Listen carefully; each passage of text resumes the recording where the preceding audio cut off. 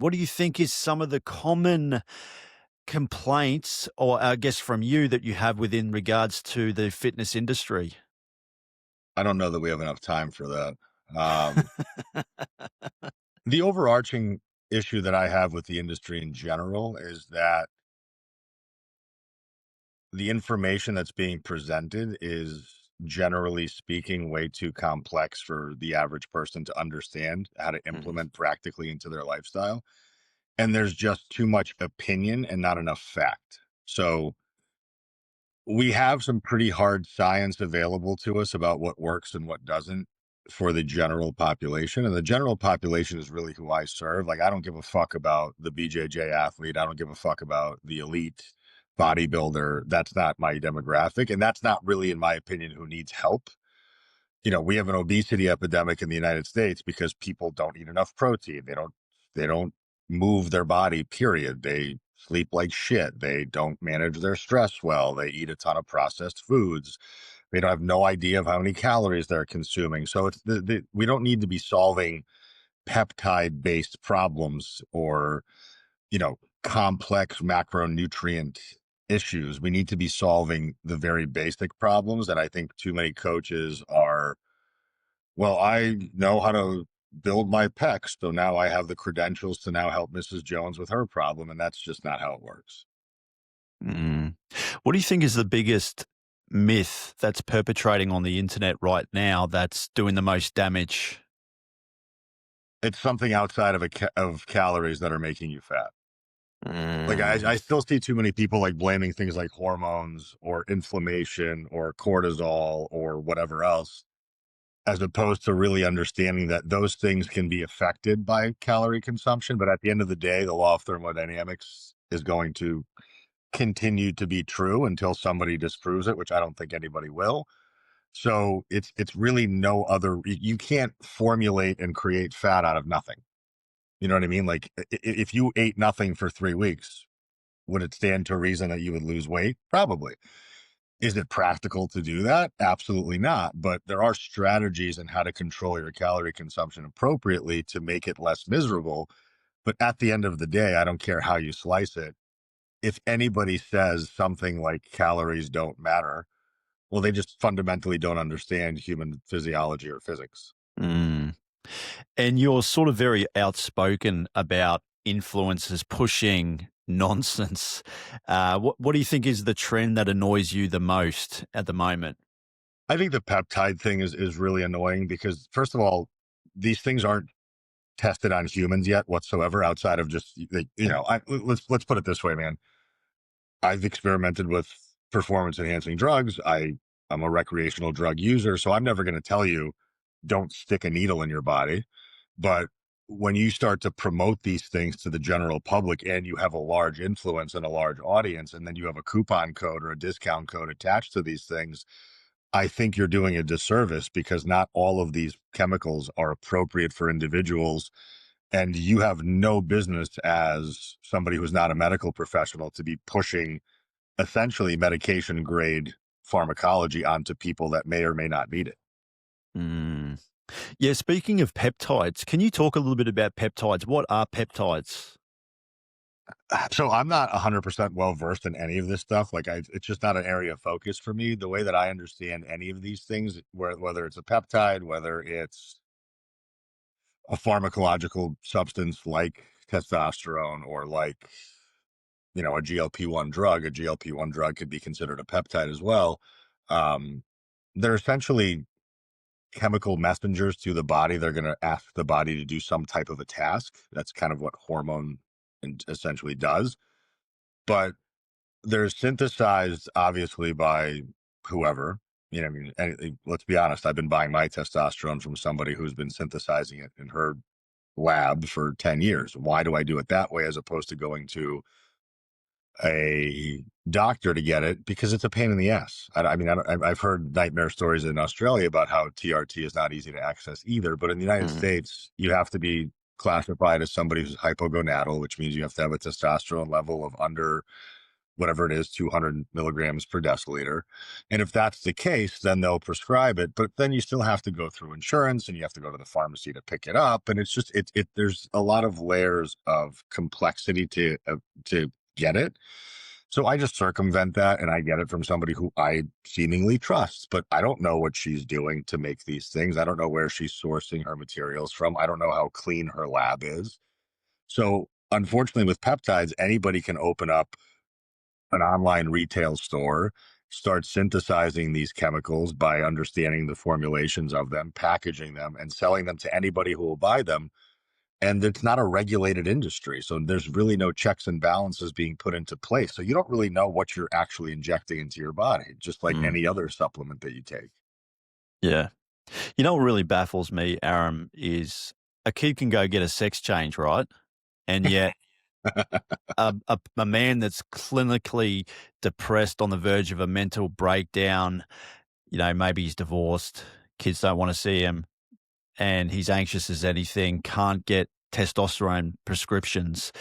And you're right, it is so readily difficult to get testosterone replacement therapy in Australia. You have to be clinically very, very low.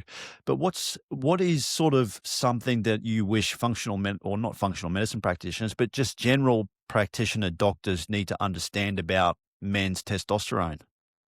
Well, I mean, let's ask people some questions before we dismiss their problems. And I think the problem with the medical industry in general is that they are not serving a preventative role.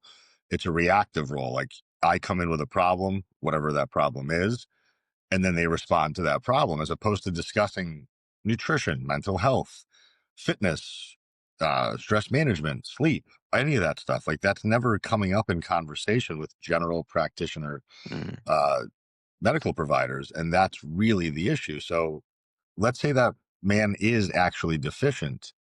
Well, is he deficient and can he get that up naturally? Can he get it up by improving his sleep? Can he improve his nutrition? Can he lower his body fat percentage? Can he increase his level of muscle mass? Can we exhaust some of these non-pharmacological avenues first before we go down the prescription road? Because I mean, I got diagnosed hypogonadal at 30 and I'm 41 now. I've been taking it for 11 years and I will continue taking it until the last breath I take because it improves my quality of life. But I wouldn't just shoot testosterone weekly and not pay attention to any of these other variables like fitness, like nutrition, like sleep, like hydration, and all this other stuff.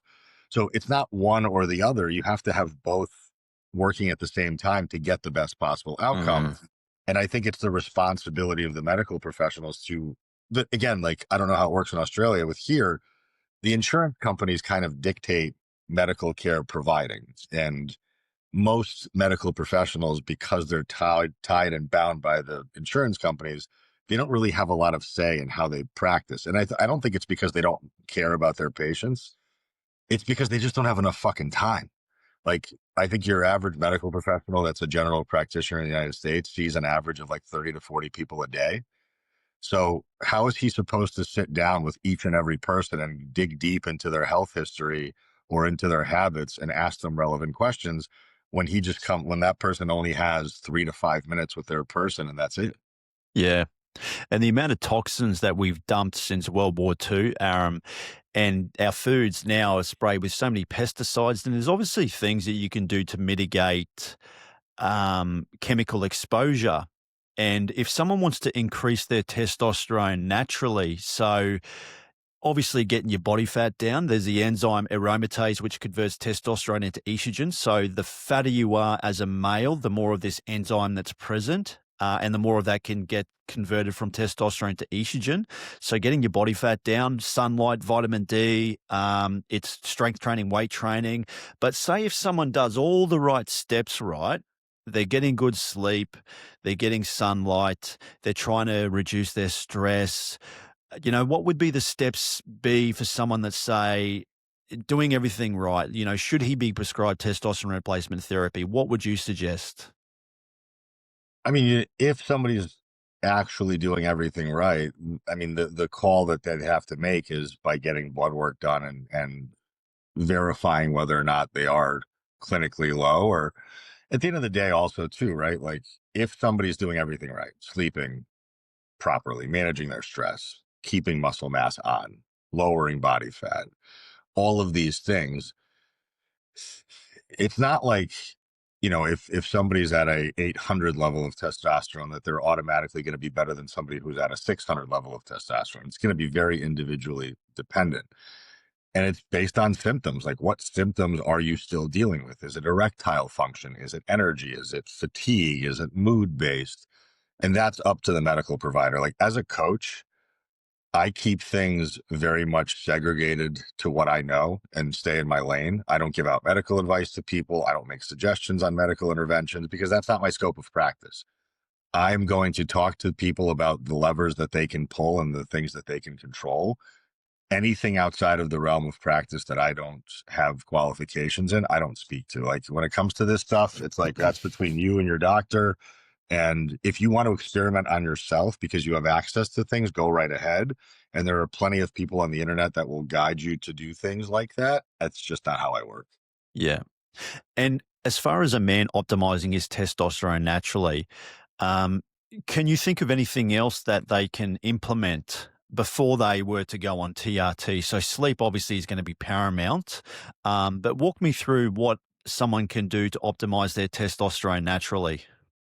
I mean, sleep quality Hmm. and duration to some degree. I mean, I think this argument about should we get 8 hours or is it 6 hours or is it nine? I mean, if you're a dad and you have three children and they're young, good luck trying to get 8 hours of sleep. And if you have a full-time career, unless you're a trust fund baby, I don't know how you're going to get 8 hours of sleep unless you're going to bed at 8 and waking up at, 6 or 4 every, like, it's just, it's a pipe dream for most people. But are you at least getting good sleep, restorative sleep?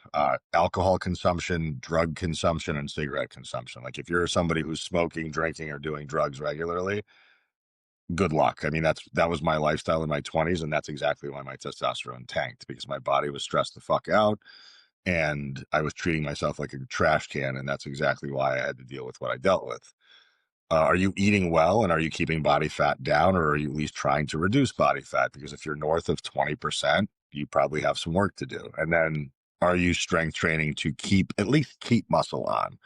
Um, Ideally, you're building more of it, but at least if you can keep it on, it's helping in that regard. And those are really the four things that I would focus on naturally.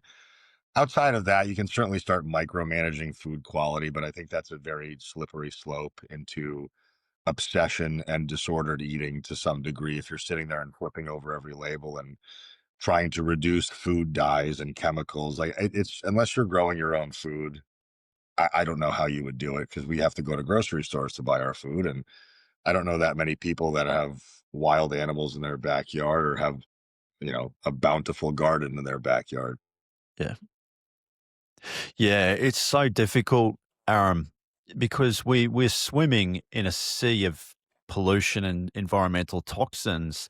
Some of the most sprayed foods, I think, if I remember correctly, for example, coffee. Coffee is one of the most sprayed foods. So I'm guessing if you can get your coffee organic, but does that make a significant difference at all? As opposed to eating organic to normally, does it make a fucking difference? I think it's flying higher than most people need to fly.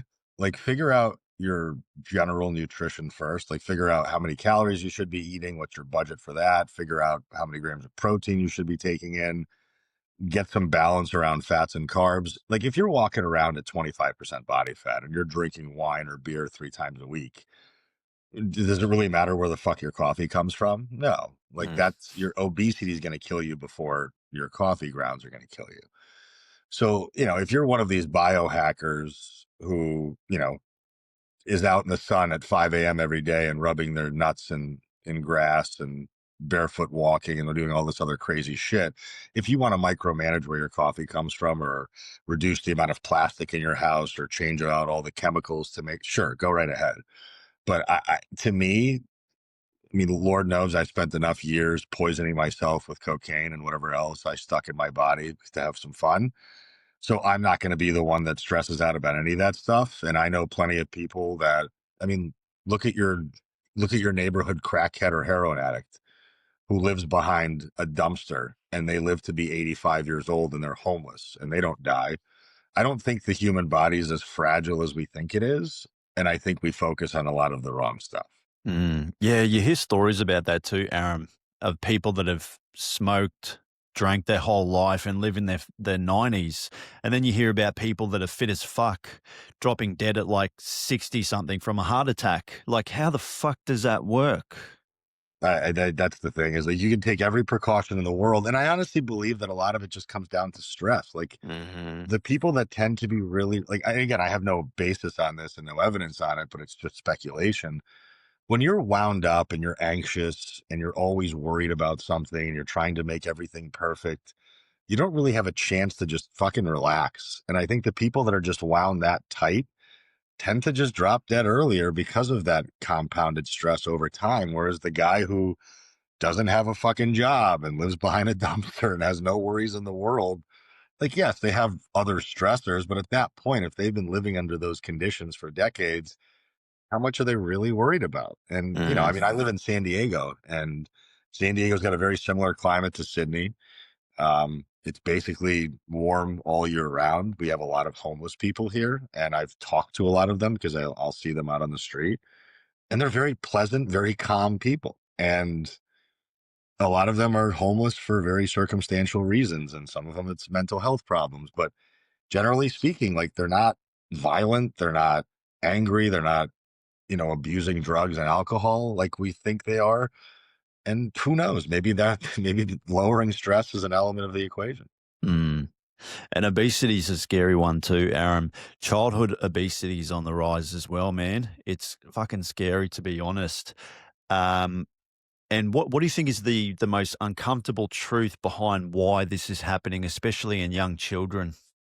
I mean, it's obviously, I'm going to blame what they see in the household. I mean, we're a product of our environment. Like my parents never taught me how to eat, but they put no restrictions on me. I mean, I remember drinking 2-liter bottles of soda and eating an 8 pack of hot dogs for lunch when I was 13, 12 years old, because my parents were working 2, 3 jobs apiece to support us, our family. And they didn't have any knowledge on nutrition, and they didn't really put any restrictions on what we ate. And a lot of times when you're low income, you don't really have the money to pay for quality foods and high proteins and vegetables and produce. You're buying canned goods, you're buying shit in a box or a bag that was on sale, and that was the best you can do.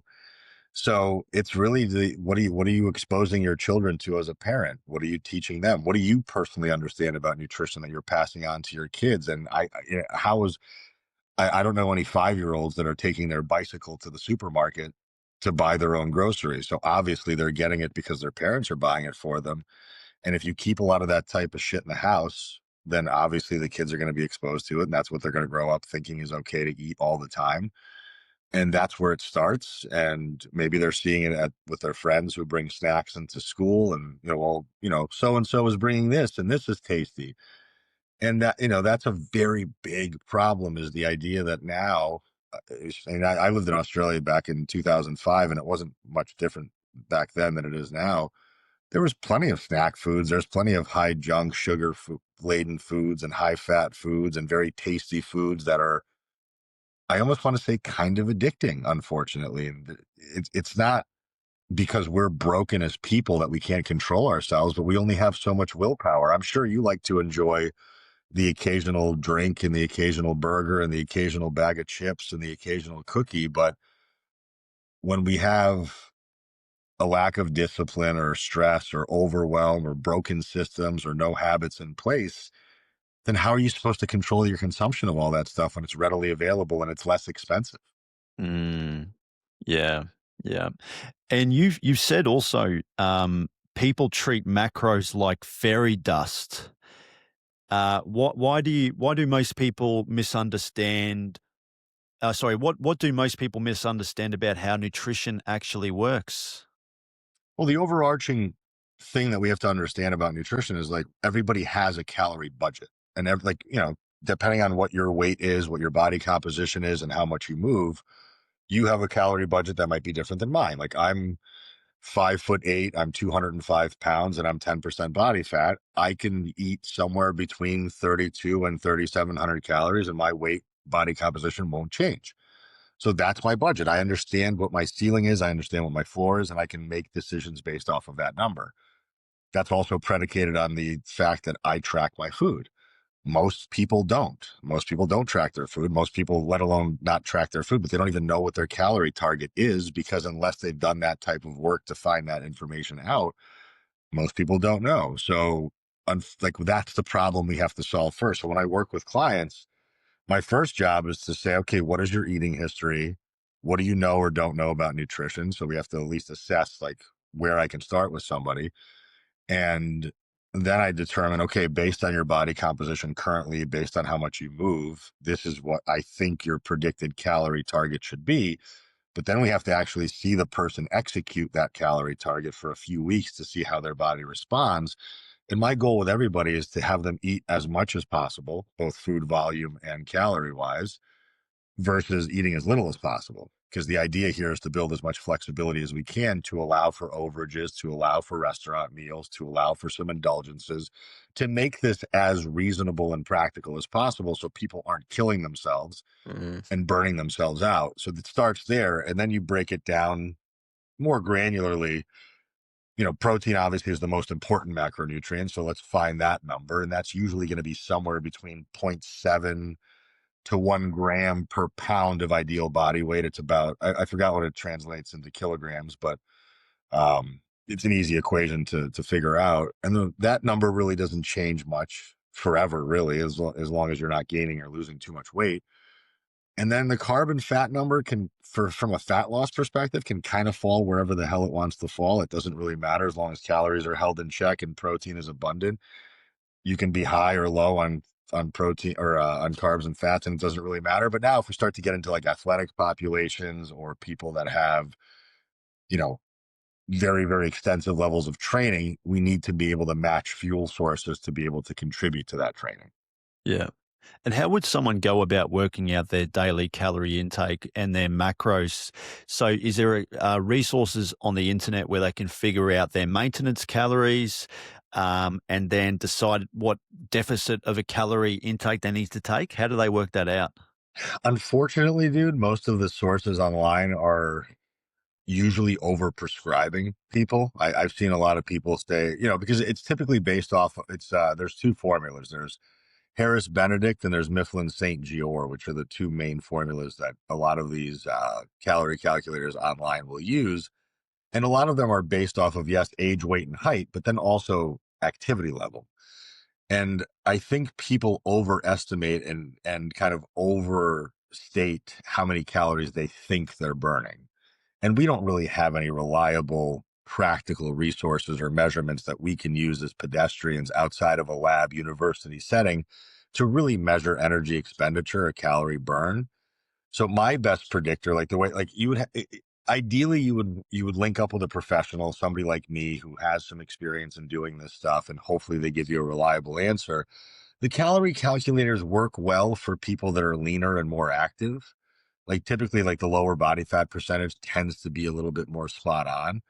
But for people that are like fatter, less muscular, the calculations seem to miss the mark and they usually overfeed people, because you got to think about it this way. And this is the easiest way for anybody to understand this concept.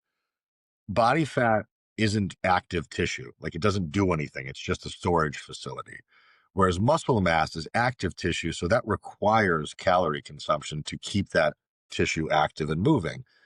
So it's basically, because it contracts and relaxes all day long, it's demanding energy. So somebody, take two people who weigh 200 pounds apiece. One person is 15% body fat, one person is 30% body fat.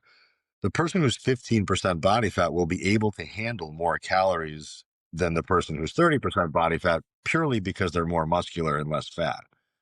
And a lot of the calorie calculators will miss that aspect of it. It doesn't really take into account body composition. It just takes account overall size. And, yes, theoretically speaking, somebody who's 300 pounds should be physically burning more calories because they have more mass to move.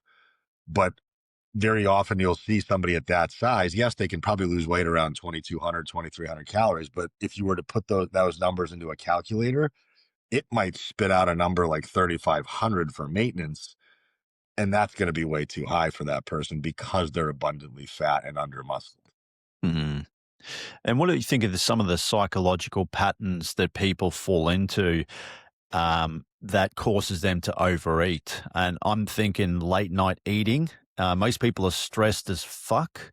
Um, and I mean, no one ever said, you know what, Aram, I was so fucking stressed last night. All I could stop eating was broccoli sprouts. I could not stop eating broccoli. You know, no one fucking ever says that, man. Like when you're stressed, you're reaching for the worst kinds of food. But what do you think of some of the psychological patterns? Well, I mean, obviously it's called comfort food for a reason. Mm, I think identifying, first of all, identifying where your stress is stemming from, understanding the concept. If you're over 30 and you've never been with a therapist before in your life, like you need to hire mental health. Like I don't care if you think you have any problems or you don't. We all have bullshit. We all have baggage. We all have traumas. We've all endured something that we've either bottled up or packed away and forgotten about. And at some point, eventually, it will rear its ugly head. And if we don't address those things and we don't have coping skills for our stressors, for our emotions, we're gonna outlet somehow. It's either gonna be drugs, alcohol, sex, TV, like some compulsive behavior is going to be engaged in. And food is the one that has the least amount of social stigma. We have to eat. Nobody's really gonna like if I walked into your house and I saw you doing coke or shooting heroin, I would probably say something to you. But if I saw you standing in your kitchen with a bag of chips, I'm not going to break your balls about that because it's like, okay, he's having some chips, not a big deal.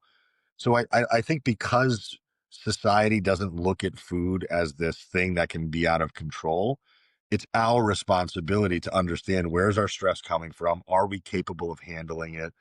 Are we somebody who's able to regulate their emotions and control them to some degree?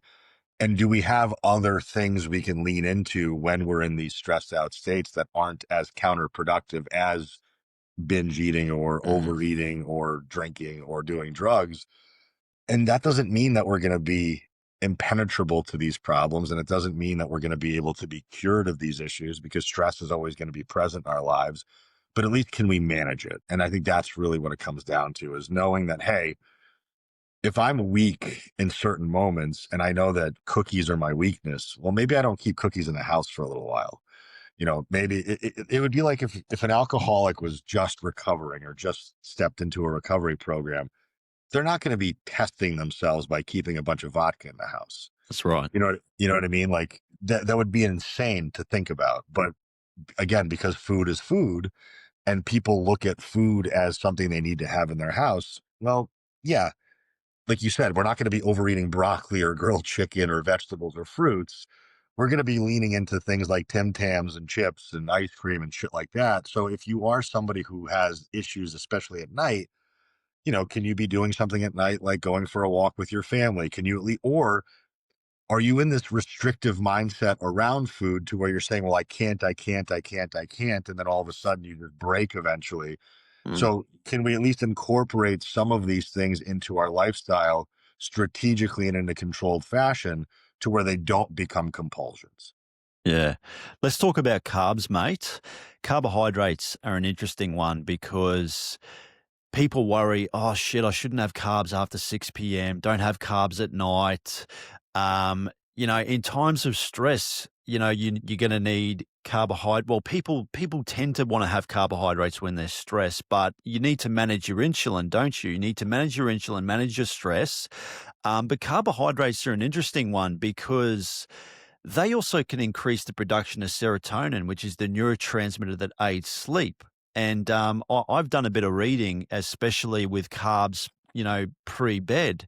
It helps you get to sleep. But what's your thoughts on carbohydrate consumption, the amount of carbs that people need to be eating, like, too much carbs with fats? What's your whole thought process around that? So understanding what an actual carb source is, I think, is the first place to start. I think a lot of people will look at things like chips and cookies and cakes as carb sources. But if you really look at those types of foods, they're carb sources with a significant amount of fat coming along for the ride as well. But if you look at like a pure carb source, well, vegetables are carbs, Fruits are carbs, bread is carbs, rice is carbs, potatoes are carbs, quinoa is carbs. So, but folks don't look at those things traditionally as carbs. They look at the stuff that's a little bit, quote unquote, lower quality, junkier stuff.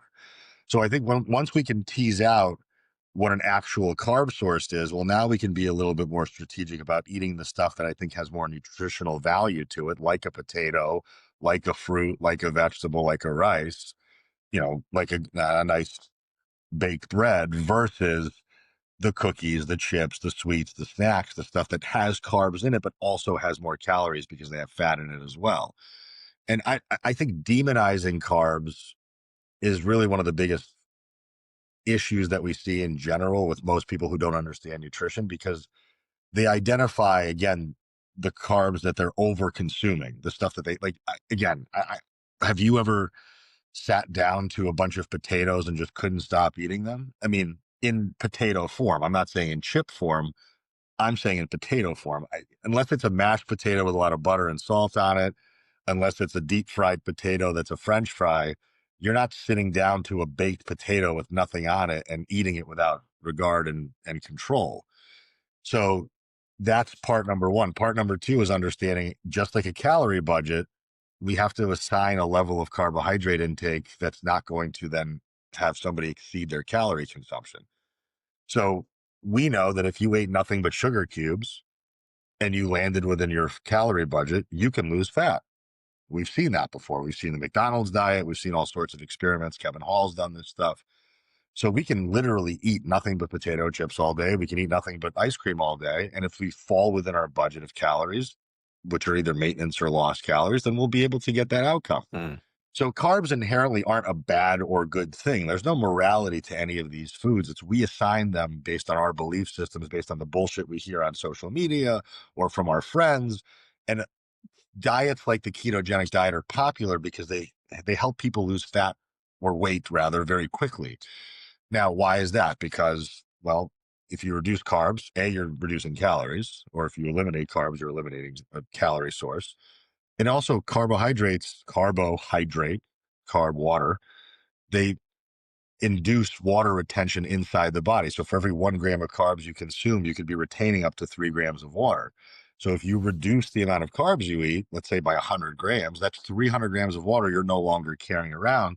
So you can see that water reduction very quickly on the scale, and people get very excited about that. So now you have people that are running around saying, well, the ketogenic diet is superior to any other thing, and you should be doing this. And ignoring the fact that carbs are our main energy source, and our brain Mm. requires glucose, and our muscles require and store glucose, and our liver requires and stores glucose. And these things are important. And if you're an athlete, let's say you're a CrossFit athlete, or let's say you're a fighter, or let's say you're a bodybuilder, good luck trying to do any of that stuff without a plentiful source of carbs or amount of carbs. So it's like anything else. We have a budget for it.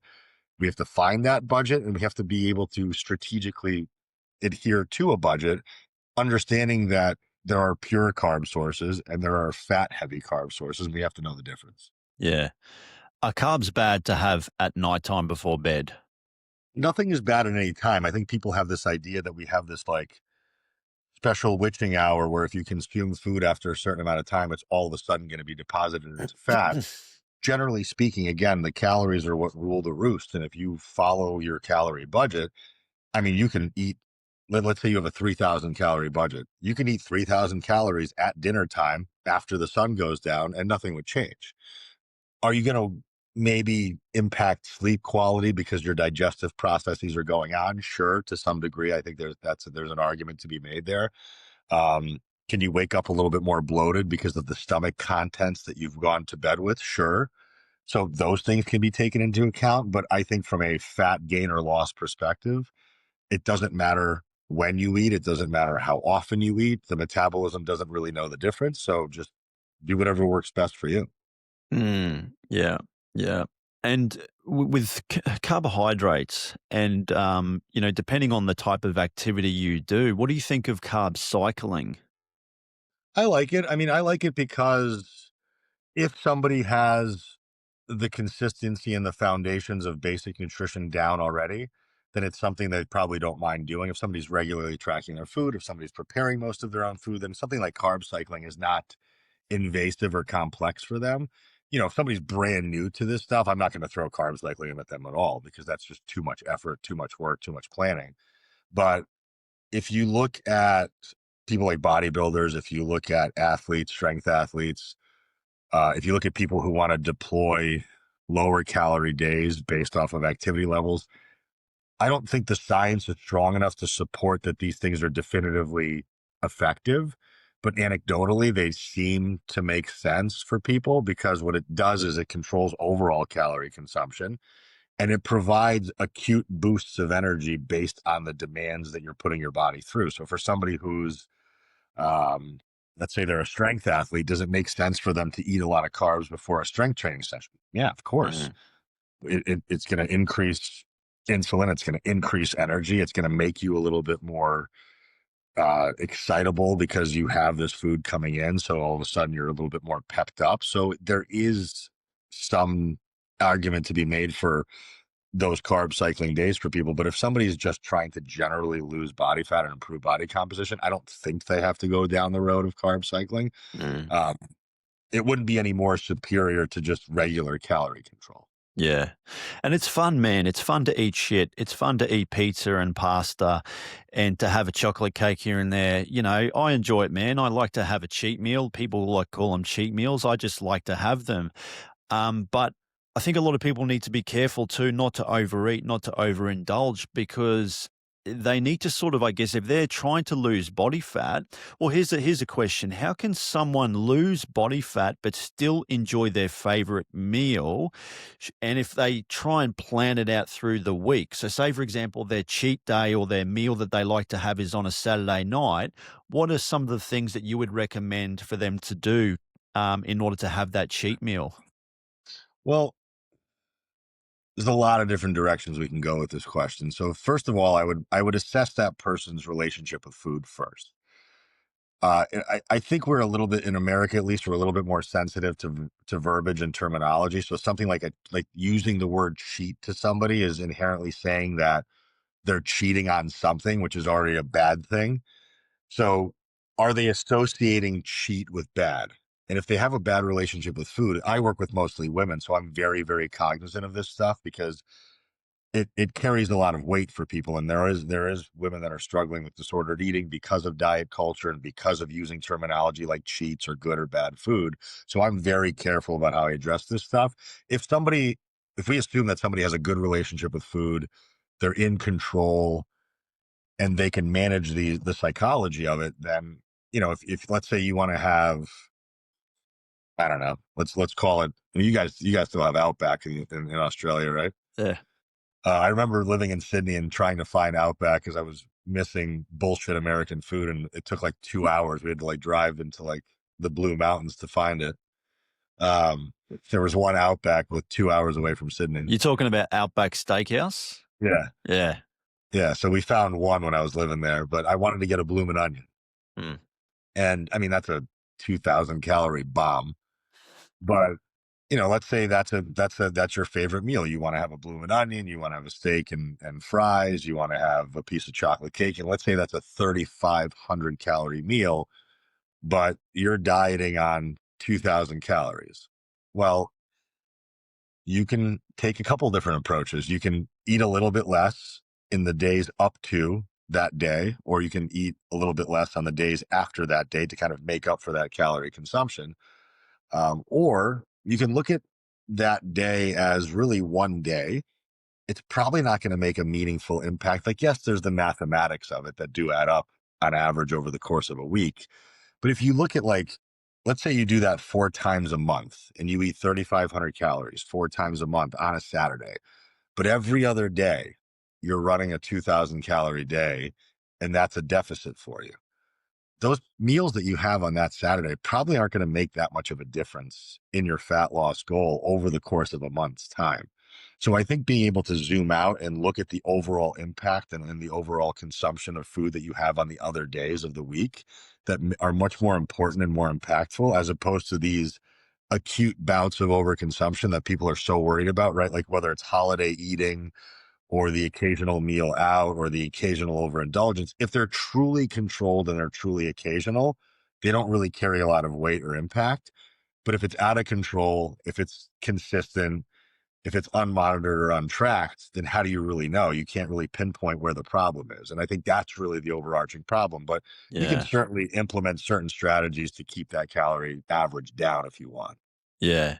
Can someone fuck up their whole entire week if they do have, say, a substantial amount of junk food on one day? So if they eat clean Monday to Sunday and then that Saturday, can that fuck up their whole entire week? You'd have to go really overboard. I mean, Mm. let's put it this way. I'm a disgusting pig. Like, you put a joint in my mouth and you give me free reign on a Saturday afternoon and I can do some damage. I can eat an entire pizza. I can eat, 2 sub sandwiches. I can eat 4 or 5 bags of chips. I can eat 2 bags of chocolate covered pretzels. Like, I can go 7,000 calories easy. I will be sick to my stomach for at least a day and a half, but I can do it. Very hard pressed to believe that a lot of people can eat like that. Mm. You know what I mean? Like, I mean, certainly, I mean, listen, we have people on this planet that are 600, 700 pounds and they didn't get there by accident. So it's not impossible. For most people, it's very unlikely that they're going to do any meaningful amount of damage or actually gain a pound of fat because generally speaking, what we see is that you'd have to be about 3,500 calories over your budget of maintenance calories to actually put on 1 actual pound of fat. That's a lot of food for most people. Yeah, yeah. If someone wanted to simplify their nutrition today, what three science-backed principles would instantly make their life easier? Pick a meal frequency per day. Like, ask yourself, like, how many meals do I want to, and am I capable of eating per day? And I think for most people, from a wake up to go to bed, cadence, 4 meals a day makes the most sense mathematically. So let's say it was 4 meals a day. Anchor every one of your meals around a lean source of protein. So let's call it, and pick a couple different sources so you're not bored.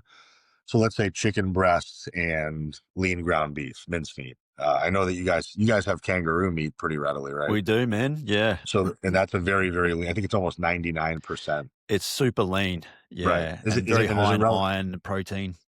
relatively easy to access? Yeah. Yeah. So Yep. let's say chicken breast and kangaroo. So that's 2 lean protein sources right there. So if you were just to eat a mix of those 2 things, flavor them however you want throughout the day, and that's the biggest portion on the plate next to whatever fruit or vegetable source you have. So if you have a lean protein source on the plate and then either a fruit or a vegetable, doesn't matter which one. I don't want to say it doesn't matter which one because vegetables obviously have fewer calories in them than fruit does. And you can technically kind of go overboard with fruit to some degree. Like, let's say, for example, grapes. Grapes are an easy one to overconsume because they're small, they're easy to pop into your mouth, and you can certainly just keep going. But generally speaking, if it's vegetables, most people are not going to go nuts with vegetables. So anchor your meals to a very lean protein source and a fruit or a vegetable, and then fill the rest in with a little bit of natural starch. What I mean by natural starch, I mean things like rice, potato, quinoa, beans, stuff like that. And then flavor those things however you'd like with low calorie condiments, things like hot sauce, mustard, seasonings are always good. And then just look at the label on the nutrition label and just make sure that it's not super high in fat, it's not super high in carbs. And that way, the additive flavors that you're putting into your food aren't making a caloric difference. And if you eat like that,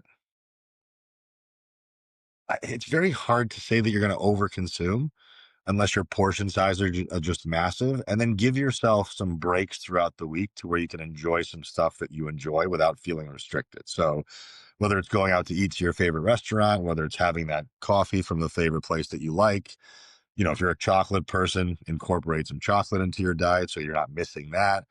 It's like anything else, right? If you tell somebody not to push the red button and they're always constantly waiting to push the red button, eventually they're going to do it and they're just going to go off the Mm, rails. So yeah. if you allow people to incorporate some of these things into their general eating patterns, they're going to be less likely to obsess about them and dream about them and want them and then completely overconsume when they're in front of them. Yeah. The internet went fucking ballistic, Aaron, when the news said that red meat can contribute to heart disease and cancer and cardiovascular disease and things like that. But if we can talk about the differences between grass-fed beef as opposed to regular beef, I mean, is there going to be much difference? So in America, they outlawed trans fats. The trans fats are the stuff that's basically like the deep fried stuff, the oils that they use in frying meats. So I think we have a misunderstanding of where our red meat is coming from, and I think red meat gets vilified a lot. But there is research to suggest that diets high in saturated fat tend to also contribute to blood pressure and cholesterol issues for people. Like for me, I know like I had very high blood pressure at the beginning of this year, towards the back end of last year. Again, performance enhancing drugs, 10 years, no cardio whatsoever. So I had plenty of reasons why my blood pressure was high, TRT, all this other stuff. But, if you're somebody who's eating McDonald's 3 times a day, you're not eating, yes, you're eating red meat, but you're eating a red meat that's high in saturated fat, that's high in fat in general. You're consuming a lot of calories along the way, so you're probably contributing to your own obesity. So those problems are relatively simple fixes. Very rarely do you see people having problems when they're eating filet mignon or London broil or New York strip or leaner cuts of meat that are higher in quality, that are prepared properly. And that's the red meat that they're not talking about. So Mm, I think if we understand where our meat products are coming from, and we're minimizing or we're maximizing quality, and we're understanding things like saturated fat, then I think we're not going to have any problems. And if you have hereditary cholesterol issues, yes, maybe you should be a little bit more cognizant of things like saturated fat. And I don't know if they've outlawed or they've paid attention to trans fats in Australia, but I know they mm. they have they have put measures in place here. That's good. Yeah. What can people learn about saturated fats? But for years, butter was demonized. Butter's bad, don't have butter. But if you get grass-fed organic butter that's from free-range cows, it has a lot of vitamins and minerals. It's in high in vitamins A, D, E, and K. And saturated fat also is very, very important for hormone production, especially for testosterone. But what can people learn about saturated fats? Like anything else, it's just understand your budget. If you do you need to be eating a ketogenic diet to have the benefits of red meat and fat consumption and dairy fat? No, you don't need to go that nuts. But like anything else, you give somebody free reign on something and they start putting butter in their coffee and they start searing everything in butter and they start rubbing it on all over the place. And that's where it gets out of control. So, like anything else, starts with your calorie budget, assign a protein number, and then fill in your carbs and fats where you want. If you're somebody who prefers a higher fat diet, then you're going to have to take away from carbohydrates, right? Because you don't want to change your protein number. So if you want a higher fat diet, you're probably going to have to naturally eat a lower carb diet. If you're somebody who wants more of a balance, then you have to be able to understand, again, can I eat this amount or whatever amount of fat I have? But you have to understand, and this is where people I think misunderstand this, is fat is 9 calories per gram. Carbs and fats are 4 calories per gram. So fat is double the amount of calories per gram as compared to carbs and protein, rather. So you have to understand that if you see something that's got higher fat content in it, like butter, like ghee, like red meat, well, you have to be able to understand how to keep that calorie number down in general so that you're not over consuming calories by having that source in place. Yeah. Should people be weighing their food? Sometimes they can get a little bit pedantic about the weight of their food. And is there a way that people can just eyeball their food when they look at a plate? So maybe a fist of protein, two fists of veggies, two thumbs of fats. What do you think is the best way to go about it? The hill that I'm always going to die on is that I think everybody should spend some time weighing and measuring their food just to get a basic understanding of how many calories are going in. Because here's the thing. Let's take olive oil, for example. Olive oil is 120 calories for 15 milliliters. Now, Shit. if you've never actually weighed out 15 milliliters, you don't know, you have no idea what that looks like. Now, in a restaurant, you have no control. whoever's in the kitchen is going to make that judgment call. But at home, something like peanut butter. Peanut butter is 16 grams of fat for one serving. One serving, I think, is 32 grams, maybe. But it says 2 tablespoons on the label. So depending on what the size of the tablespoon you have at your house, that could be 45 grams. It could be 60 grams. So unless you actually put something on a scale and weigh it in grams and verify matching up to a nutritional label and having an app to track your food with, you don't really know. Do I think everybody has to track their food forever? No. Do I think it's a good exercise for everybody to do for some period of time, whether it be a few months, whether it be some years, whatever? Sure. But it's also understanding that for some people, like you said, they do get a little bit too pedantic and too obsessive with it. So it also comes back down to what is their relationship with food? Are they labeling this as a good or bad behavior? Are they becoming too obsessed with it? I've been tracking my food for 12 years. I have no emotional relationship to it. It's just data for me. I can eat 7,000 calories and track 7,000 calories, and I don't care. Some people will track food and say, oh my God, I'm eating too much. And now they punish themselves with suffering, or they undereat for the next few days. So it just comes down to the individual and their relationship with it. But it's like anything else. If you don't know, it's data that you're missing out on. And if you're somebody who wants to lean out, let's say you're a man who's 15% body fat and you want to get down to 8, well, you have two options. It's either going to be a meal plan that's very regimented, or it's going to be tracking your calories. You're not Mm. going to really be able to get to that level of leanness without one of those two measures. If you're somebody who's 40% body fat and you want to get down to 30, you don't have to be that precise. Yes. Yeah, if you're definitely getting into single digit body fat, getting sub below 10% body fat, you're going to have to do a little bit of digging into your calorie consumption, aren't you? I mean, I say fortunate. It's nice to have the data. Like I like numbers. I'm somebody who doesn't have any emotional tie to those numbers. It's you have a speedometer in your car.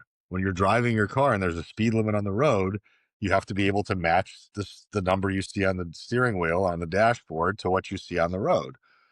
Your bank account, if you're trying to save $2,000 a month and you don't know how much you're spending or how much is going in and out, same thing. So we can use a lot of different analogies to make people a little bit more receptive to the concept. But for some people, they do find it tedious. And typically speaking, the ones who find it the most tedious are the ones who aren't really on top of preparing their own food.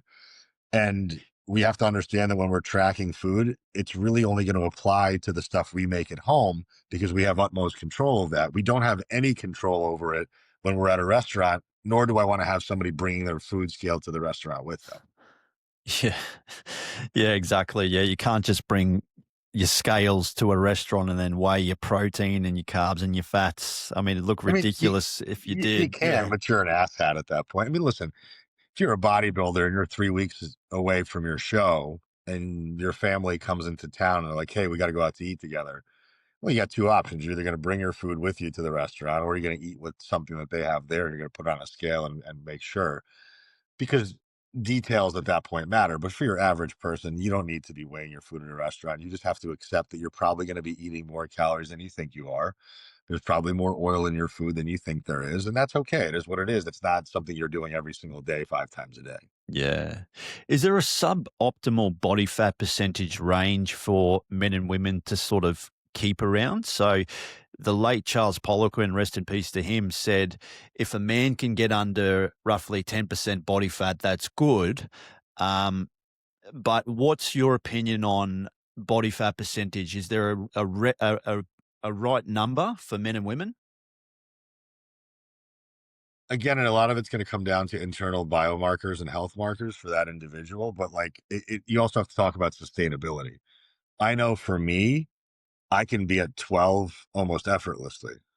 If I start to get like 10, 9, 8, a lot more effort, a lot more sacrifice, a lot less flexibility. So I think something around 15 to 18 for your average man is probably relatively healthy. They probably look pretty good at that size, at that body composition. It's not really killing them to do it. Starting to go north of 20 as a man, you're starting to talk about a little bit more of an obesogenic environment where you are going to start to have probably some health impact.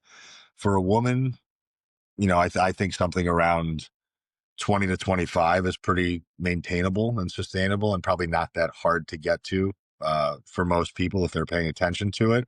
North of 30 is probably going to start to become a little bit more problematic, but sub 20 is not easy to get to, nor is it easy to maintain.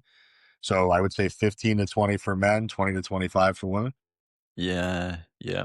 And what about steps? People need to be keeping up their steps because say if they're doing a good weight training program or they're doing other activities as well, do they need to sort of take in consideration movement, making sure that they're, not sedentary and sitting down at their desk all day long? Because that's another thing, man. Like people are under artificial lights. They're stuck in a fucking cubicle in an office.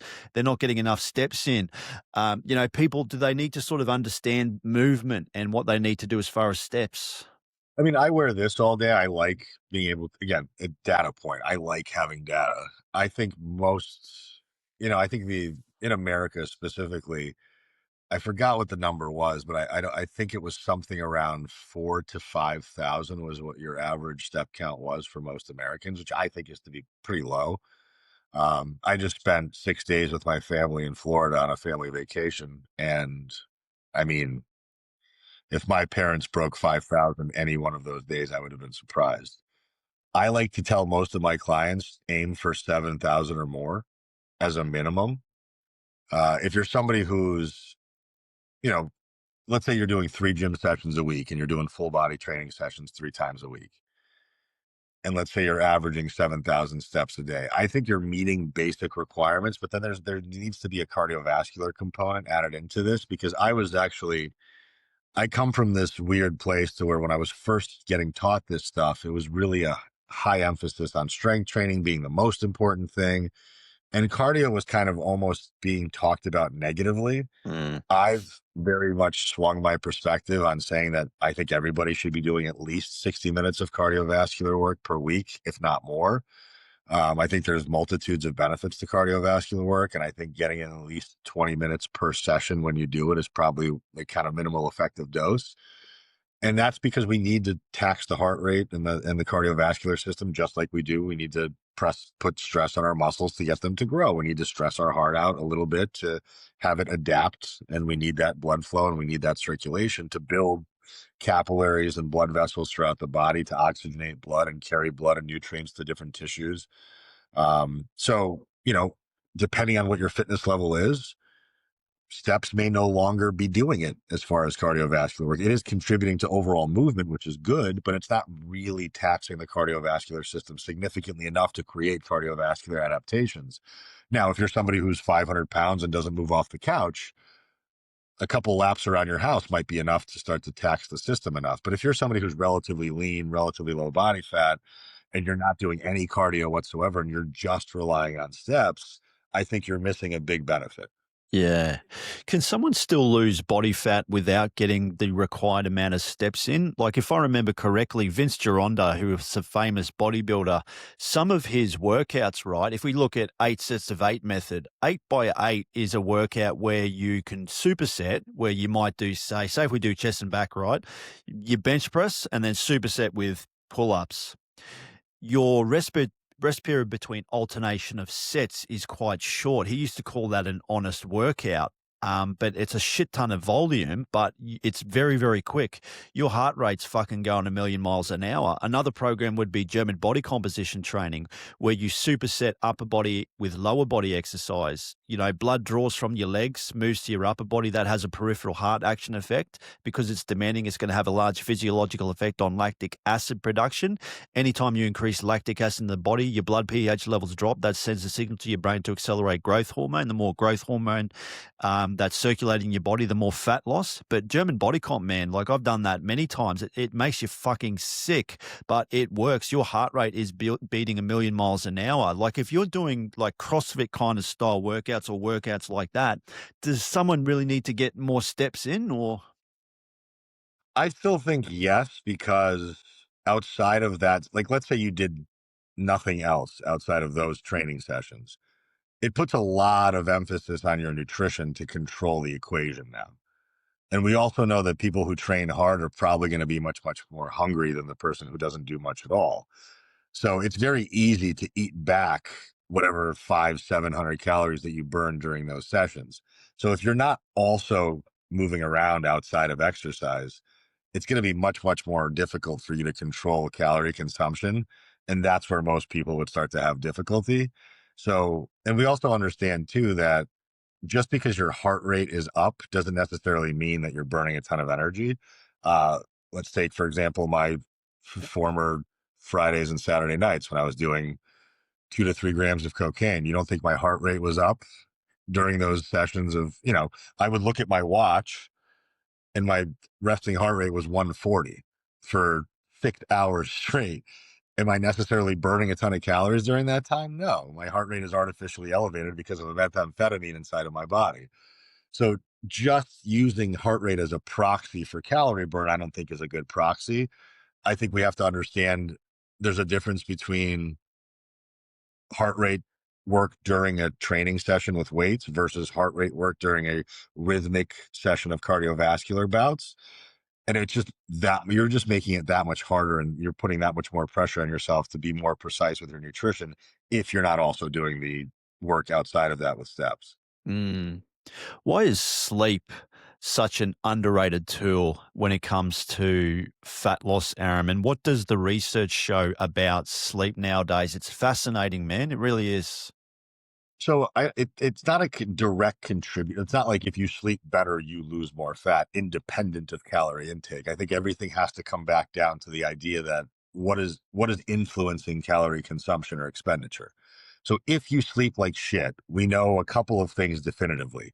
We know that your stress resilience is going to be down. We know your mood is going to suffer. We know that your internal hormonal profile will suffer. Thyroid function will suffer. Sex hormone production will suffer.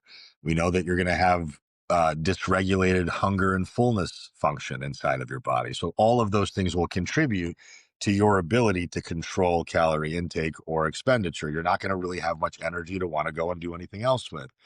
So everything starts to fall apart when sleep suffers. If sleep is good, generally mood is good, generally motivation is high, generally energy is higher. So you're just more apt from a compliance standpoint to follow a plan and to be more regimented as opposed to people that are not sleeping well.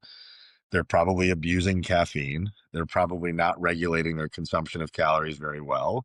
And they're probably highly stressed and they're highly vulnerable to making poorer decisions. And that's really what sleep contributes to. Yeah. It's interesting too, Aram. I read Dr. Matt Walker's book, Why We Sleep. And what's fascinating as well is you should always ask your surgeon going under an operation how much sleep they had the night before. Yeah, it's kind of terrifying too. And if, as a matter of fact, if a surgeon's working however long, and then gets in the car and then drives home, he's more likely to end back into the ER where he was actually operating on someone. Like sleep just has such deleterious effects if you're underslept. And we know, especially sleep in children is paramount, but also for recovery. Your injury rate goes up if you're underslept too. Of terms of fat loss and biomarkers and getting blood work done, what are some of the things people can do to sort of improve their sleep? Like magnesium is an interesting one too, man. I did hear somewhere that magnesium is unfortunately, we don't get enough magnesium. Like a lot of people are deficient in magnesium. And I think it's fucking amazing, man. Like I take it post workout, I'll take it sort of before bed, but there's many different blends of magnesium. But what's your thoughts on that? Glycinate is the one that tends to be restorative and helps aid in sleep and in melatonin production. So magnesium glycinate would be the one you'd want to look for. A lot of products that you find online will have a lot of magnesium citrate in there, and citrate is the one that will start to move the bowels. It's like a laxative, Um, hey? yeah, Yeah. so if you're taking magnesium citrate, like if you have problems going to the bathroom, 500 milligrams of magnesium citrate will do the trick. That's stuff like Miralax. I don't know if you have those products in Australia, but things like Miralax and stuff like that is the basis of those things is magnesium citrate. But glycinate and threonate are the ones that will be nervous system regulators and they will calm the system down. So Mm. a blend of those things will start to get people to improve sleep. But I think even just in general, sleep hygiene is the thing that people overlook. So it's like, what am I doing before I go to bed? Am I overly stimulated? Am I looking at my phone? Am I doing work? Am I getting into arguments? Am I watching crazy shit on TV? Am I scrolling on my phone? Am I exposing myself to all these stimulating lights? Like I'm somebody who can eat a huge meal, watch a ton of television, and have no problem going to sleep. But I also consume THC products. So if I'm smoking before bed or if I'm taking edibles and stuff like that, that's assisting me into falling asleep. Now, staying asleep is a different story.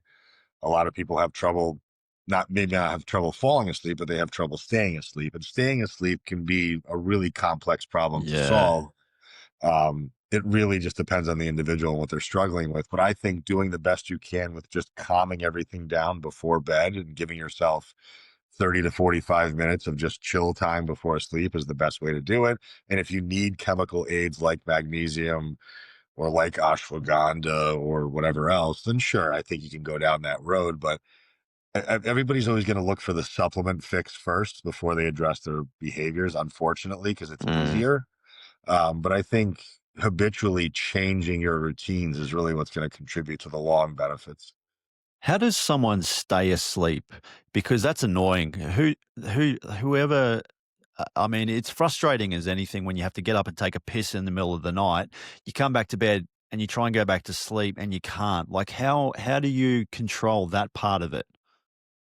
That's such a can of worms. I'm not a sleep expert, so I really can't speak a lot to this. What I've seen help people is obviously cold, dark rooms can assist in not only falling asleep but staying asleep. I think again, nervous system help of any kind, whether it's doing some type of journaling work, writing down your tasks for tomorrow onto a piece of paper so you're not thinking about them. Because a lot of times people have trouble going back to bed if they're flipping open their phone or if they turn their lights on. So even just having some stuff on the plugged into the outlets on the ground to just light your way to the bathroom without having to turn the lights on is a helpful way to keep the central nervous system suppressed a little bit so you're not exciting it.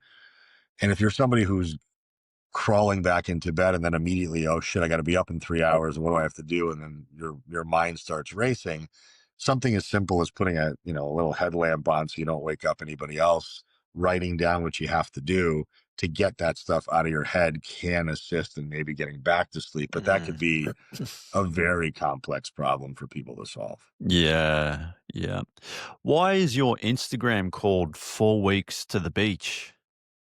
It's the idea of perpetually being ready and having a decent baseline of habits so that you don't have to overhaul your entire habit base and lifestyle to achieve whatever goal you want to achieve. Let's say, for example, what do most people do? It's I have a vacation coming up in 3 months and I haven't really paid attention to any of my behaviors at all around food and fitness. So now I'm going to make all these crazy drastic changes, lose a bunch of weight, go on this vacation, and then come home and completely unravel. As opposed to, are my behaviors on average much, much better than they used to be? So that way, if I do have something coming up to where I want to have a little bit more confidence with my clothes off, or I want to be able to take my shirt off at a pool party or something like that, I'm not having to really kill myself to do it. I'm always at the ready. And I just have to maybe dial some knobs up or down depending on how far away from my event I am. So it's the idea of perpetual preparation. Mm. And what do you think is the biggest problem in the fitness industry today? I think it's the over communication of complexity. I think it's people are trying to stand out by creating problems that don't exist and then having to offer solutions to those problems that they've manufactured as opposed to just talking about the bare bones basics that I've mentioned today and really hammering that message home because it's not sexy. It doesn't sell. As Mm. opposed to like, well, you have a cortisol problem. And if you take this supplement that I have a coupon code for, then your problems are all going to go away. As opposed to saying, well, you have a cortisol problem because you don't fucking sleep and you stress out constantly. You feed yourself like shit. You drink alcohol all the time. Let's maybe look at some of those behaviors, but that puts the responsibility on the individual and that doesn't make me all that attractive. So Yeah. I, Yeah. I I'm going to keep coming with the truth. I'm going to keep showing up with the simplicity and the practicality of it. And eventually, once people have tried all the other bullshit, I know that I'm going to stand the test of time, and eventually people will find their way to me. And I'm not really worried about that. Yeah. Yeah. And you walked away from your career in finance to become a nutrition and mindset coach. What was the moment you knew you had to make that change? It was just a very unfulfilling and toxic environment for me. And I was too young, making too much money, making dumb decisions with that money. I mean, obviously, from all the drug stories that I already told, and I just wasn't happy. Like I didn't. I was kind of following the path that was laid out to me by my parents and by society, which is like, go get the job, go get the money, and then for what? And coincidentally, now I make more money than I ever did in finance, but I'm also doing something I love to do. I'm doing something I think that's leaving a net positive benefit for society. It's something that a lot of people need help with, and I just find it way more enjoyable. Um, I stopped chasing money, and money found me because I found something that was actually fulfilling and something I was excited to do every day. Mm. Yeah, I've heard that if you can figure out something that you enjoy, the money will flow. It Yeah. does. I mean, it's hard. I mean, it took me, and I think now we also live in a time where there's instant gratification on financial health as well, right? Like, there's a lot of business coaches online that will promise you five-figure months within 3 months of starting. I mean, it took me in the fitness industry, it took me 10 years to see a five-figure month.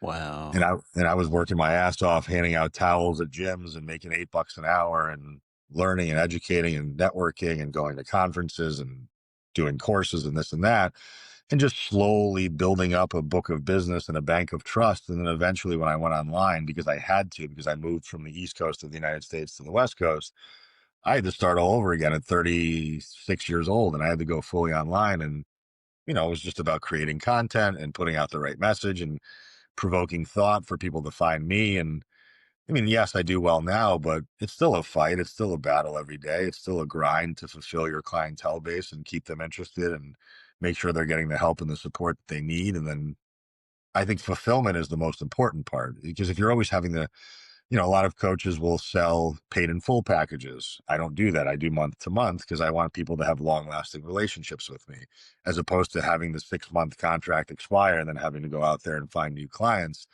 I keep my clients happy and keep them challenged to always be managed well, so that they're always excited to be part of this ecosystem. And it's an insurance policy. They're not Mm. paying me because they don't know what to do anymore.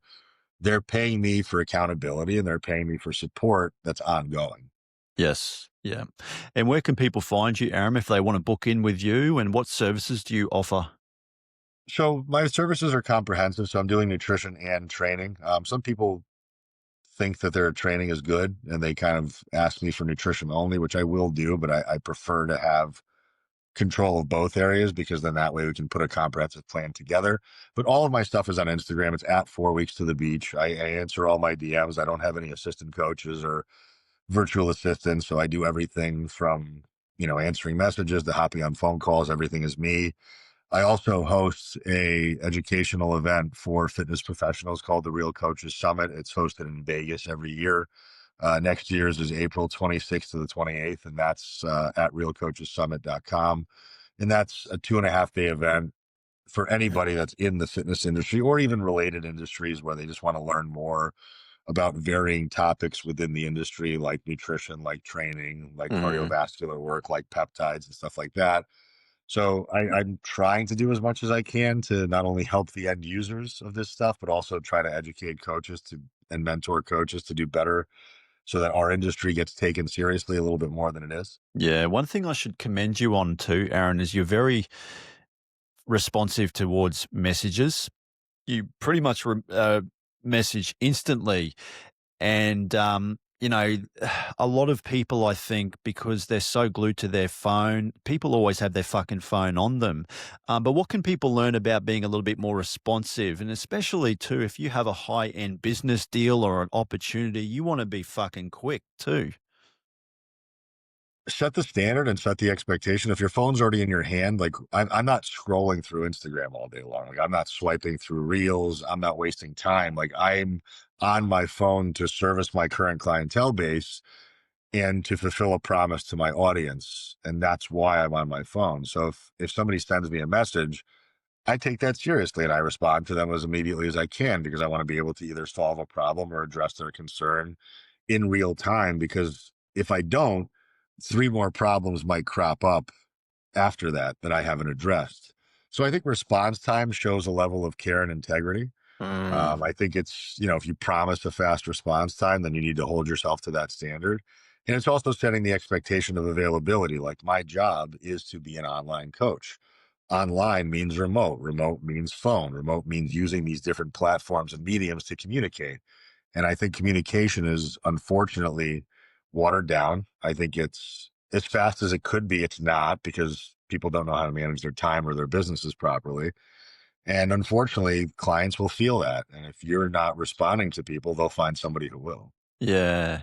And I think too, like it does. If you can try your best to respond immediately, it creates that level of care factor, doesn't it? I think a lot of people can learn from that too, is just being a little bit more responsive to messages. And people think, oh, but if I respond right away, it's kind of like dating too. This is the whole thing with dating and relationships, why it's so damn confusing, because people are like, yeah, I'm just going to leave it for 2 days and then I'll reply, because if I reply right away, it comes across as too needy, and fuck that shit. There's too No, many mind games. I don't prescribe to me. It's transparency, authenticity, and honesty. It's just Yeah. be who you are, say what you think. And that way, the people that are going to find you and respect that will find you and respect you. And the people that want to play games, let them. I don't do mental gymnastics. Yeah. No, I totally agree. And you're kind of weeding out the people, aren't you? You're weeding out for the ones that are genuine and honest and authentic. Yep, that's me. Yeah. Awesome, Aaron. Thanks, mate. Thank you very much for jumping on the podcast. And yeah, are you looking to maybe come back to Australia anytime soon? A friend of mine who I told you lives in Brisbane told me that he's probably going to be getting married in the next couple of years. So I Mm. believe that when that gets announced, I should be making my way out there. And I'll try to make it as long of a trip as I can because it's not easy to get out there. It's probably going to be a 24-hour endeavor. So I'll try to spend at least a couple weeks out there. So when I do know, I shall let you know. Yes. Yeah. Awesome. Thanks, Aaron. Thanks, man. I Cheers, appreciate it. mate. Bye.